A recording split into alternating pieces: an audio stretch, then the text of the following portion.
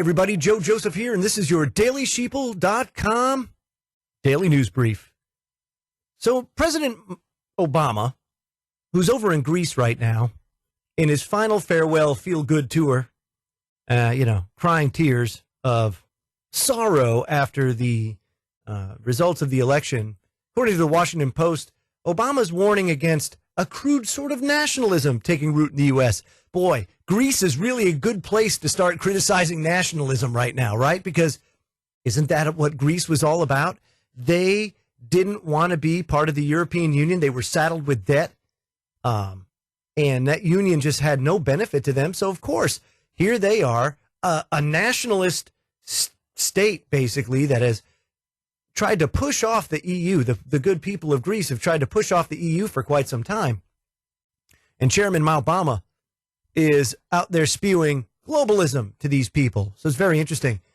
Washington Post writes, President Obama warned Tuesday that Americans and people around the world are going to have to guard against a rise in a sort of crude nationalism or ethnic identity or tribalism taking root amid the populist movements that are gaining currency around the world.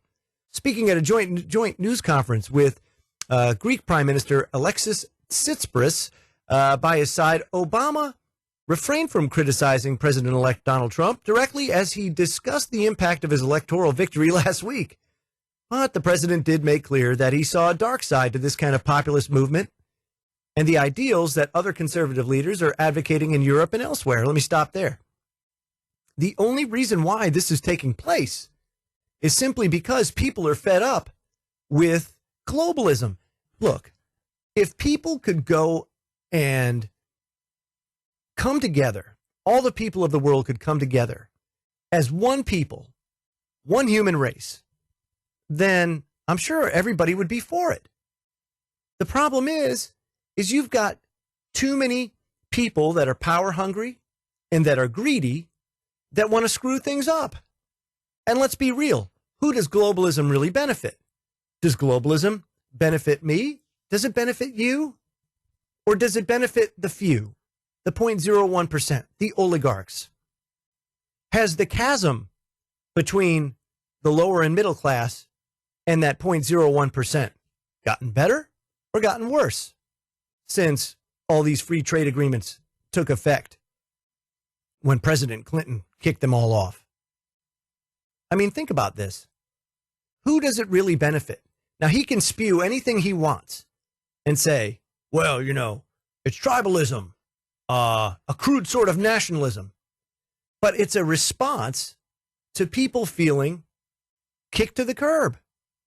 People feeling that cost of living is going up, that quality of life is going down, that especially here in the United States, the American dream, if you will, is out of reach for so many. So why? Why would anybody fall for this kind of rhetoric? He says, we're going to have to guard against a rise in a sort of crude nationalism. And I will never apologize for saying the future of humanity and the future of the world is going to be defined by what we have in common as opposed to those things that separate us and ultimately lead into conflict. I would have to agree. The problem is the globalists don't care about things that bring us together. They care about the things that bring them together. They don't care about the things that bring us together. Not at all. But he continues. He says, take Europe. We know what happened when Europeans started dividing themselves up and emphasizing their differences and seeing a competition between various countries in a zero-sum way. The 20th century was a bloodbath. Yes, it certainly was. The 20th century was most certainly a bloodbath, and the inability for people to come together certainly played a role in that. But it goes even farther than that, because we can take a look at all the treaties that came about as a result of the with NATO. Even prior to NATO, you had the League of Nations, and prior to that, you had all of these alliances pre-World War I that once World War I kicked off, the whole reason why World War I kicked off was because of alliances. So here we have all of these alliances now. Oh, yes, we have this alliance here, this alliance there. We're coming together. How are we coming together? Are we coming together for the betterment of people, or are we coming together to blow the crap out of each other? That's really what I see, not to mention the fact that we make everybody broke. So, like I said, the poor are getting poorer, and that's across the board, not just in the United States. It's happening everywhere. He says, in the United States, we know what happens when we start dividing ourselves along the lines of race, religion, or ethnicity. It's dangerous. Then why would he perpetrate it? His whole campaign, his whole presidency has been nothing but perpetrating divide. That's what's happened. He doesn't bring people together. He divides them. But then he goes out and he says, oh, no, I'm trying to bring us together. Did Black Lives Matter and all that stuff happen under President Bush? No. He's the one that perpetrated that. Not to say that Bush was any saint, because I didn't think it could get much worse. And boy, look at what we got. These are things that we have to consider and we have to ponder as time goes on. And no, you don't want tribalism, and you don't want people dividing into 50,000 different sects. You do eventually want them to come together, but they have to come together for the right reasons. And you can't force it upon people when they don't want it. And the reason why all of this is happening is simply because people feel kicked to the curb, left out in the lurch, and they're sick of it. They see a corrupt government that's out of control, and they want to take it back. And I see no problem with that. Some people do, though, according to the Seattle Times. Should California, Oregon, and Washington join Canada? Hashtag CalExit basically takes on a life of its own and envelops the West Coast. This according to Ryan Blethen. He says the hashtag CalExit movement formed in response to Donald Trump winning the presidential election. It's enveloped the entire California West Coast, its neighbors, and spiritual counterparts, Washington and Oregon. The three Pacific Coast states overwhelmingly voted for Hillary Clinton. She received 55% of the vote in Washington, 62% of the vote in California, and 52% in Oregon. Is it crazy talk? Probably, but residents of the Best Coast have a lot in common with our northern neighbors. The three states have long been working with British Columbia to combat climate change. Yes, because you see how that's working. And all three new potential provinces have legalized cannabis, which Canada is moving towards. And don't forget, Canada's universal health care. We love health care for all here on the coast. Let me stop there. If you want a 90% tax rate, no problem. Have your health care for all. That's what's going to end up happening. Look, nothing is free. Everything comes at a cost. As long as we keep this structure in place. The reason why California got 62% of the vote is because the other parties really don't campaign there because it's a lost cause. So yeah, of course, 62% of the vote. Yes, they've legalized cannabis, which is a wonderful thing. And is Canada really moving towards that? I don't know.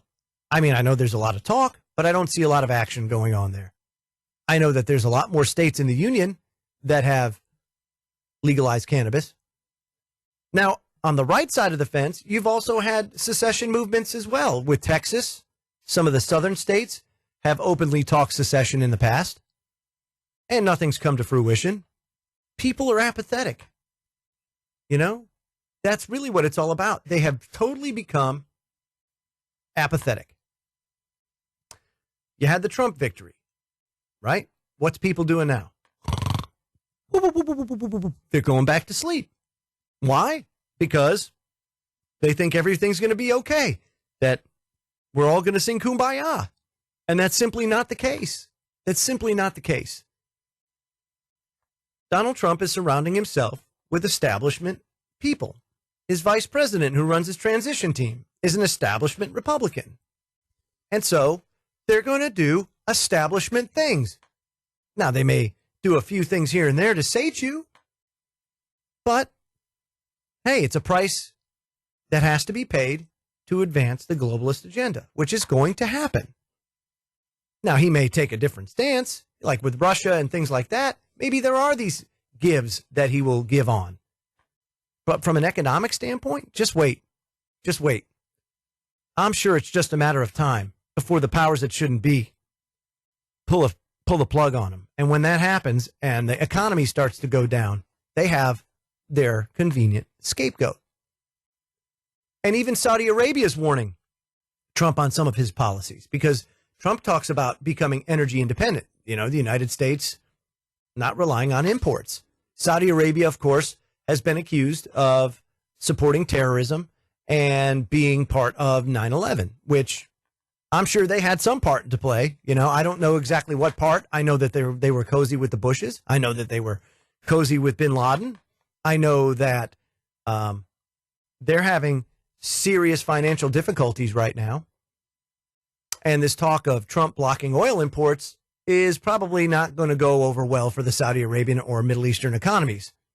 But the Financial Times is basically reporting that they're warning Donald Trump, Saudi Arabia, that the incoming U.S. president will risk the health of his country's economy if he acts on his election promises to block oil imports.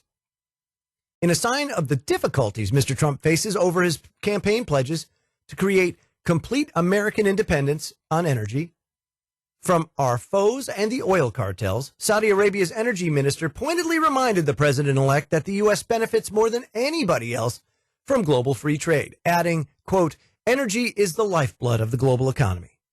Now, he continues, he says, at his heart, President-elect Trump will see the benefits, and I think the oil industry will also be advising him accordingly that blocking trade in any product is not healthy.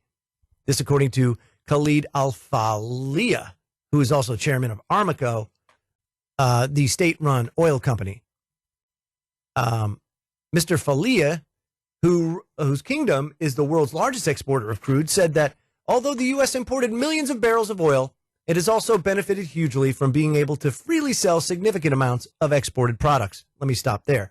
Yes, that would be the case. However, if those exported products were instead sold in the United States instead of being shipped overseas, and then we stopped importing oil, why, then we would create more jobs here and we would be, quote, energy independent.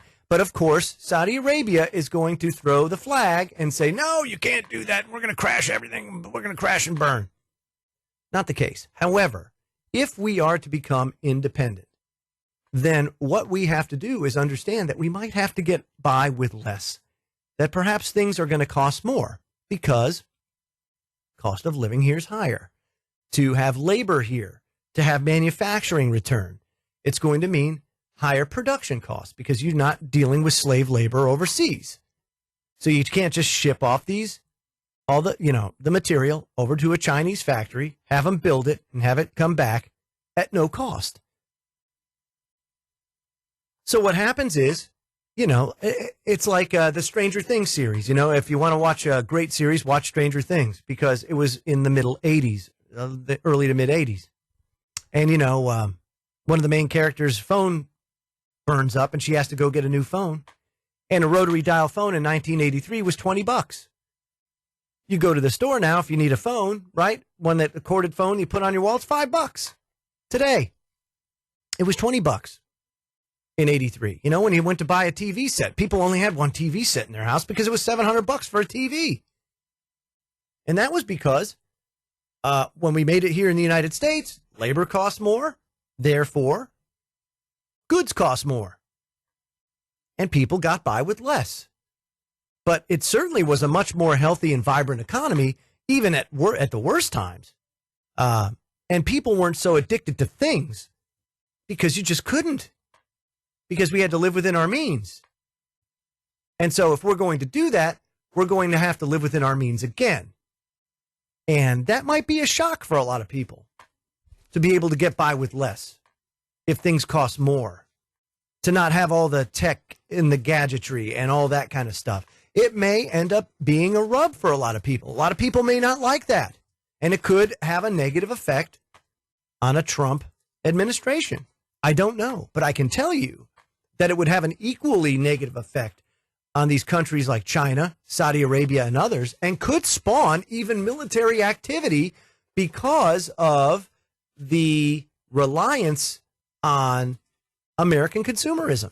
and the fact that a lot of these countries have hitched their wagon to American consumerism. Also, you know, a lot of people have hitched their wagon. A lot of independent media sites, a lot of YouTubers have hitched their wagon to Google Sense, Google Ads. And it just came out today, Reuters, that Google and Facebook are going to be moving to restrict ads on fake news sites. Let me ask you something, Google and Facebook.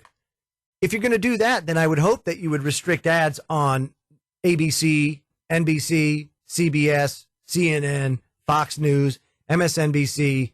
Why? Because they're fake news sites. Please define what fake news is.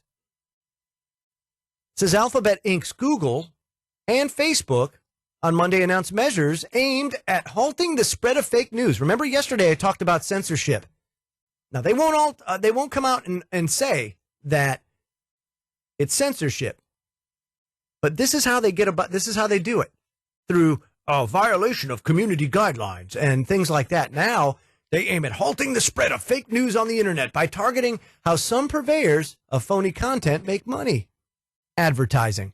Google said it's working on a policy to change and to prevent websites that misrepresent content from using its AdSense advertising network, while Facebook updated its advertising policies to spell out that it bans deceptive and misleading content, and that now applies to fake news. So what exactly is fake news? You know? See, the problem is networks still do get money from and outside of Google ads. However, a lot of independent media news sites, of course, rely heavily on Google AdSense and other means to make ends meet because they don't have an advertising department. You know, they don't have a sales department. Sometimes, in many cases, it's just one person. But the shift comes as Google, Facebook, and Twitter face a backlash over the role they played in the U.S. presidential election. Because that's how Trump got elected, right? Through fake news. Isn't it interesting how a Trump presidency is kind of fostering all this? All of this is bubbling to the surface. It says the issues provoked a fierce debate in Facebook, especially with Chief Executive Mark Zuckerberg insisting twice in recent days that the site had no role in influencing the election. Facebook steps are limited to its ad policies and do not target fake news sites shared by users on their news feed. Google's move similarly does not address the issue of fake news or hoaxes appearing in Google search results. That happened in the last few days when a search for a final election count for a time took users to a fake story saying Trump won the popular vote. Votes are still being counted, with Democratic candidate Hillary Clinton showing a slight lead, that according to Reuters. Nor does Google suggest that the company has moved to a mechanism for rating the accuracy of particular articles. So, if that's the case, then how do they define what's fake and what's not fake? I mean, it's really that simple. How do you do it, Google? How do you do it, Facebook? What are you doing? What criteria are you putting out there? It all has to be defined. And I'm sure they will, folks. I'm sure they will. This was your thedailysheeple.com daily news brief. Subscribe to this YouTube channel and subscribe to our newsletter on thedailysheeple.com, and I'll have you another news brief tomorrow. Have a great night, everybody.